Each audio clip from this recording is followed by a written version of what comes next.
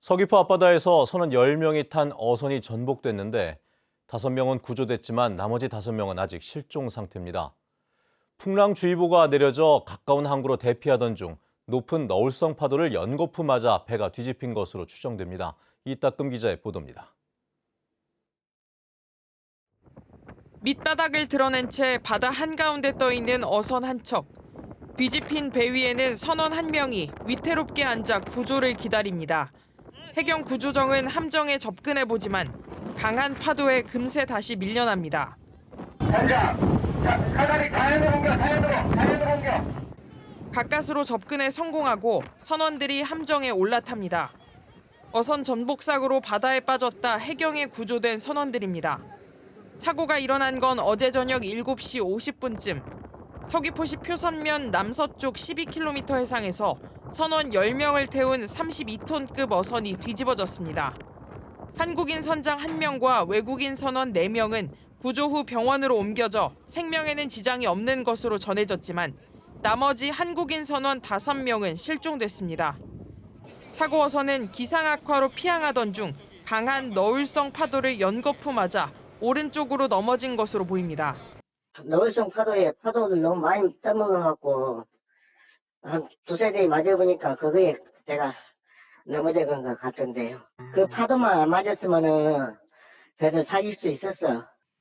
실종된 50대와 60대 한국인 선원들은 대부분 선내 침실에서 잠을 자다 미처 빠져나오지 못한 것으로 추정됩니다.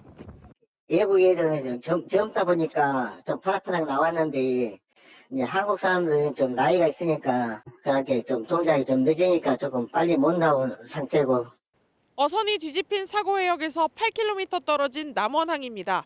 해경은 사고해역 주변 함정에서 조명탄을 터뜨리고 실종된 선원들을 찾기 위한 수색 작업을 벌이고 있습니다. 해경은 경비함정 10여 척과 항공기를 투입했지만 사고해역에는 시속 70km가 넘는 바람과 3m 높이의 파도가 치고 있어 수색에 어려움을 겪고 있습니다. MBC 뉴스 이따금입니다. 제주도가 지방정부 최초로 유엔의 지속가능발전 목표에 기반한 발전 전략을 세우고 도정 최우선 정책 기조로 채택했습니다. 탄소 중립과 15분 도시 구현, 신재생에너지와 그린 수소 투자 확대 등을 제주 도정 전반의 발전 방향으로 제시했습니다. 박주영 기자입니다. 오영훈 제주도지사와 반기문 전 유엔 사무총장이 글로벌 파트너십이라고 적힌 네모난 6면체 블록을 함께 올리자 폭죽이 터집니다. 환경과 사회, 경제와 평화, 협력 등 5대 전략을 중심으로 17개 세부적인 목표로 구성된 2040 지속가능한 발전 기본 전략이 공개됐습니다. 친환경 농업과 물관리, 산업화와 혁신 등 유엔이 채택한 2030 지속가능 발전 의제의 17개 목표에 제주의 특성을 반영한 것으로 지방정부로는 처음입니다. 기본 전략에는 2035년까지 탄소 중립을 실현하고 15분 도시를 구현하는 한편 신재생 에너지와 그린 수소 투자를 늘리고 4.3의 완전한 해결을 추진하는 내용을 담았습니다. 특히 도정 최상위 정책 기조로 삼아 이 분야에 행정력을 더 집중하겠다는 의지를 밝혔습니다. 구체적인 17개의 목표를 세부 실행 계획을 수립해서 모든 도정의 전 부서에서 관리를 해 나가겠다는 것이고 이 관리가 실제 지표의 변화로 이끌어질 수 있도록 세부 실행 계획을 마련해서 추진하겠다는 말씀을 드립니다. 지난 2015년 유엔 지속가능 발전 목표 채택을 주도했던 반기문 전 유엔 사무총장도 특별 연설을 통해 지속가능한 발전을 위해 제주도의 기본 전략이 효과적으로 작용할 것이라고 평가했습니다. 특히 제주도의 Artificial Intelligence, AI, 디지털 대전환 노력은 시대의 추세에 맞는 적절한 노력이라고 생각을 합니다. AI, 디지털 기술은 지속가능 개발 17개의 목표 모두 연관됩니다. 제주도는 기존 정책과 사업을 지속가능 발전 관점에서 재점검하고 예산 확보와 성과 평가에도 반영할 예정으로 올해 안에 추진 계획을 마련할 방침입니다. 하지만 새로운 것 없이 기존에 하던 정책을 짜맞추기식으로 포장해 보여주기식 비전 선포식을 열어 장기 비전으로 보기에는 부끄럽다는 시민사회 단체의 평가도 나오고 있습니다. MBC 뉴스 박주연입니다. 산불 위험과 환경 파괴 논란으로 운영이 중단됐던 제주 들불 축제가 2년 만에 다시 열립니다. 하지만 올해는 블로키 대신 빛을 활용할 계획인데 지역 주민들의 반발이 만만치 않습니다. 이소영 기자입니다. 환경 파괴 논란으로 운영이 중단됐다 2년 만에 다시 열리는 제주 들불 축제. 제주시가 개최 지역 주민들에게 축제 계획을 처음 공개했습니다. 오름 블로키 대신 빛을 이용한 레이저쇼와 미디어 아트 등 디지털 기술을 활용한다는 계획입니다. 무대에 구성된 미디어 달짓과 오름 전체 프로젝트 매핑과 레이저, 조명을 활용한 미디어 오름 블로키가 진행될 예정입니다. 하지만 주민들은 자신들의 의견이 묵살됐다며 이럴 거면 들불 축제 대신 불꽃놀이로 이름을 바꾸라고 비판했습니다. 들불이라는 그 자체를 그걸 이제 빼는 게 좋겠습니다. 왜 그러냐면 들불을 왜곡시키는 것입니다. 들불이라는 것이. 들불은 실제적으로 불을 놓고 이제 그 병충해를 없애고 하는 그런 의미가 있는 건데 지방마다 이 정도의 아트쇼 다 해. 불꽃놀이 다 해. 이거는 아무데 가도 볼 수 있는 거. 또 탄소 중립을 위해 블로키를 폐지해놓고 화약을 이용해 불꽃쇼를 한다며 앞뒤가 안 맞는 모순이라고 비판했습니다. 그런 맥락이라면 친환경, 하늘을 나르는 항공기 비행기도 못 띄웁니다. 그렇게 잘 아시는 분들이. 제주시는 제주 들불 축제가 새롭게 전환점을 맞는 첫 해인 만큼 앞으로 의견을 반영해 고쳐나가겠다며 주민들을 달랬지만 반발은 가라앉지 않았습니다. 한 달 남짓 이제 남아있는 상황이기 때문에 주신 내용들을 전부 다 재검토할 수 있는 시간적인 여건이 되는 상황이 아닙니다. 그래서 그 전에 해야지. 지금 와가지고 설명해가지고 다시 여건이 된답니다. 말이다. 그러면 다음 달 14일부터 사흘 동안 애월읍 새별오름 일대에서 열리는 제주 들불 축제. 사라진 오름 블로키에 트랙터를 동원해 입구를 막겠다는 발언까지 나오면서 축제 준비에도 난항이 예상됩니다. MBC 뉴스 이소연입니다.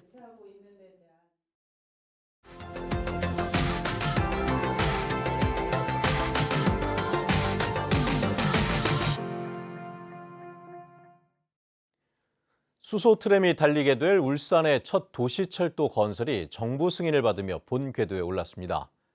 2029년 개통을 목표로 내년에는 건설 공사가 시작될 예정인데요. 예비 타당성 조사 대상에서 탈락한 2호선도 재도전에 나선다고 합니다. 이다은 기자입니다.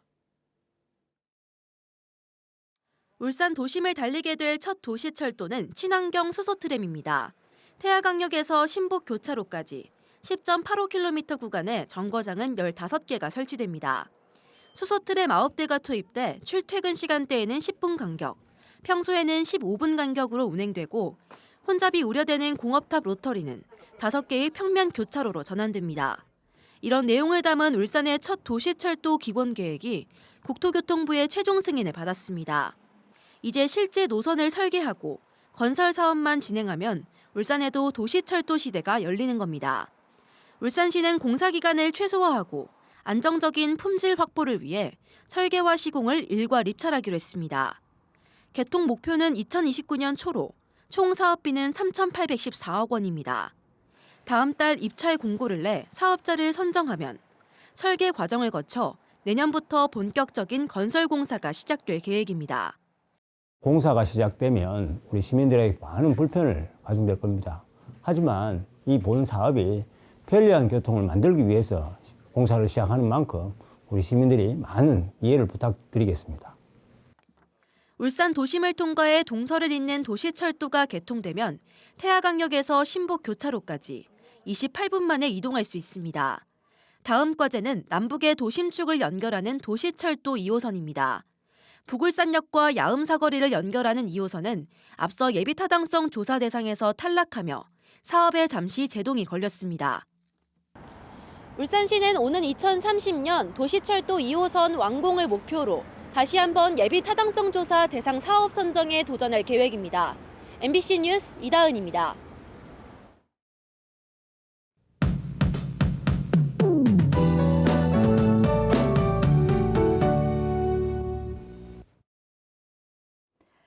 하루 사이 아침 공기가 차가워졌습니다. 비구름이 지나고 다시 북쪽에서 찬 공기가 내려오고 있는데요. 오늘 반짝 춥겠습니다.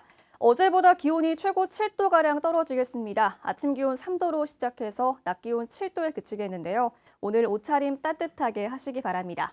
오전까지 바람도 강하게 불겠습니다. 제주도 전 지역에 강풍특보가 발효 중입니다. 중산간 이상 지역은 순간 풍속이 초속 25m 이상으로 바람이 더 강하게 불겠습니다. 시설물 점검 잘 해주시고 안전운전 하셔야겠습니다.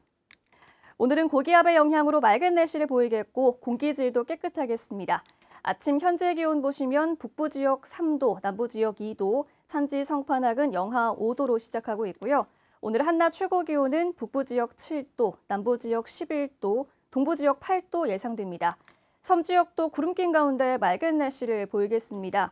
현재 제주 대부분 해상에 풍랑특보가 발효 중인데요. 오늘도 바다의 물결이 3.5m 내외로 높게 일겠습니다. 항해하거나 조업하는 선박은 조심하셔야겠습니다. 주말에는 최대 40mm의 비가 내리겠고요. 다음 주에는 평년 기온을 밑돌면서 다시 추운 날씨가 이어지겠습니다.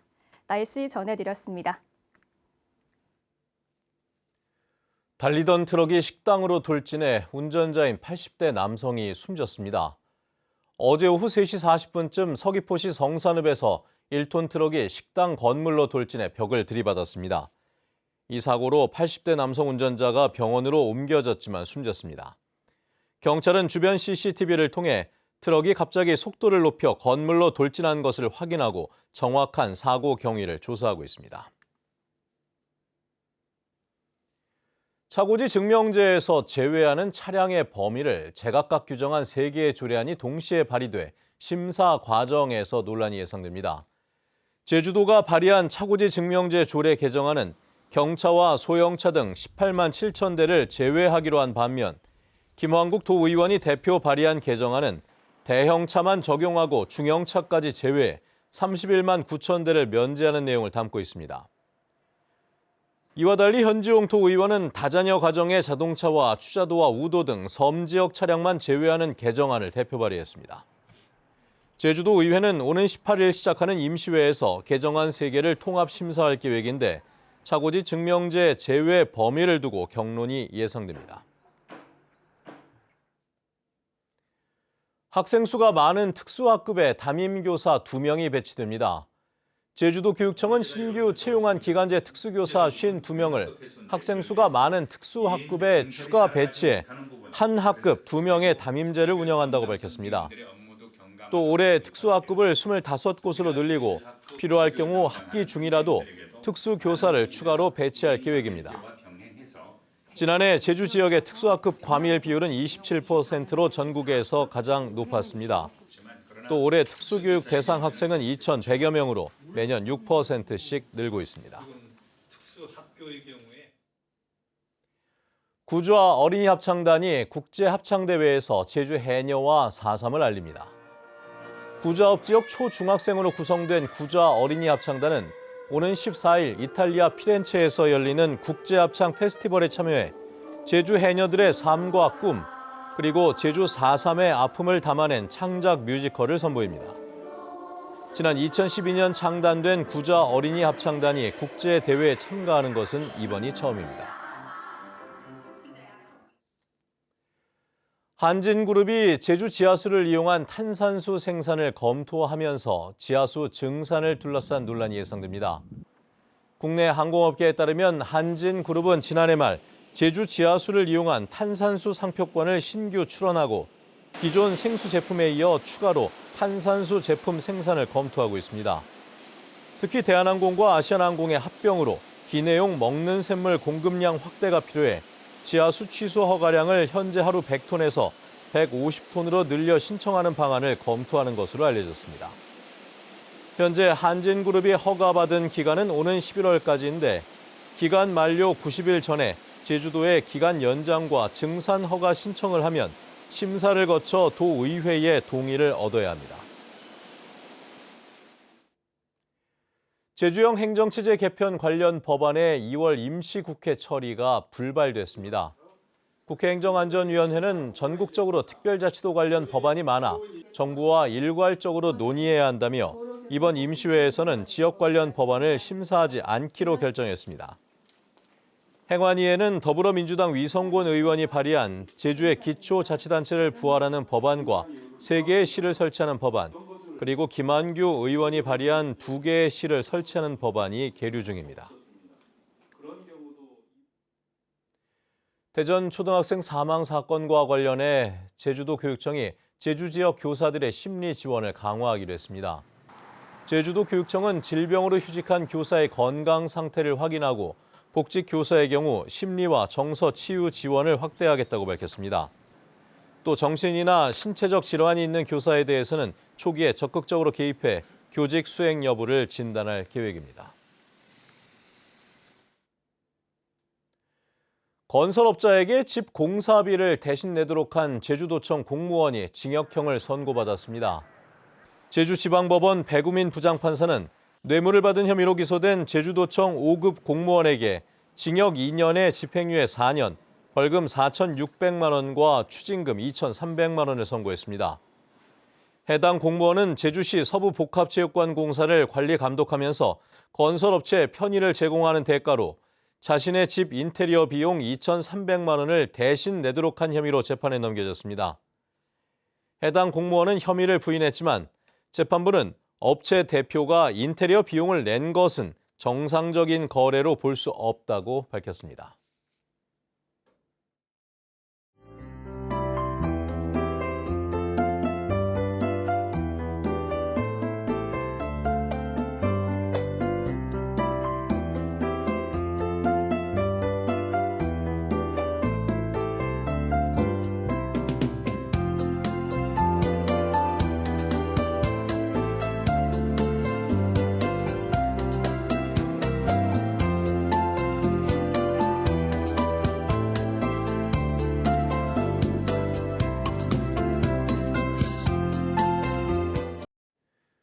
네, 뉴스투데이 제주를 마칩니다. 시청해주신 여러분 고맙습니다.